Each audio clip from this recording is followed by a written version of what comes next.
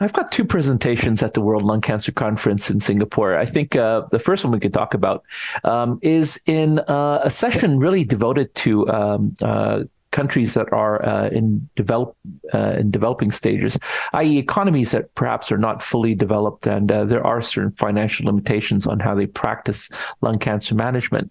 And in this session, my talk is actually titled "The State-of-the-Art Management of Early Stage Disease." And of course, I'll be focusing this talk particularly for developing and less developed countries, because as we know, surgery is a very expensive specialty. There's a lot of technology involved, a lot of fancy equipment, and there's also an expense involved in training individual surgeons, especially in state-of-the-art surgical techniques.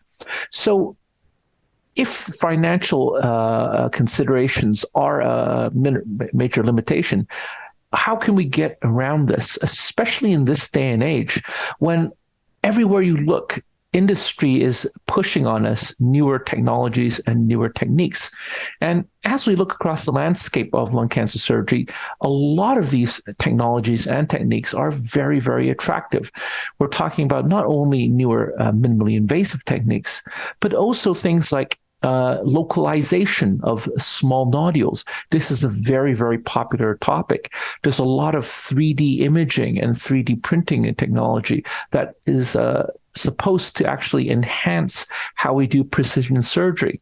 And of course, you kind of get around the influx of a lot of robotic technology as well. Besides the traditional robot-assisted platforms, there are new robot alternatives, Singapore robots, and so on.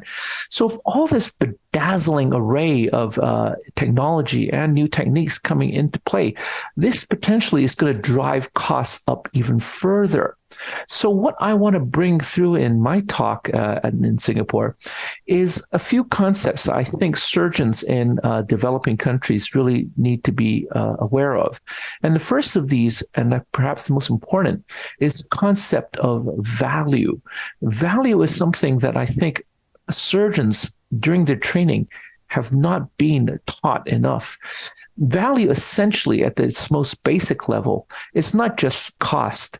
It's actually the improvement in quality or service that you are providing to the patient divided by the increase in costs. So it doesn't matter if any new technology or new technique is especially expensive, provided it returns more than its fair share of improvement in quality and in service. That's what we mean by value. And if we look at some of the new technologies that I mentioned just now, a lot of them don't necessarily represent a great value for money. A lot of them are very expensive. And yet, the rate-limiting step for modern surgery is not that technology. Surgery itself is already so far advanced that an injection of a lot of investment into some of these newfangled ideas, newfangled technologies, might not actually deliver that much improvement in quality. So if that's the case, I think what surgeons really need to think about, are there any alternative areas where we can return greater improvements for less costs and drive up value?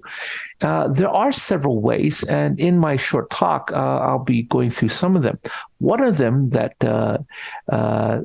is getting a lot of attention around the world is something we call ERAS, Enhanced Recovery After Surgery. This has been pioneered in general surgery and other surgical specialties, but it's certainly making inroads in lung cancer surgery in recent years.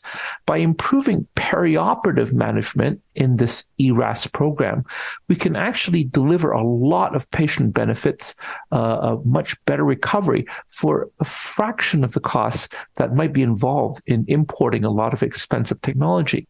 And certainly for developing countries in the global south, across many countries in the world, this really is an avenue that thoracic surgeons should be exploring instead of just blindly purchasing the latest new technology. Another area where value can come into play, for example, is how we can integrate lung cancer surgery into the new era of multi-modality treatment.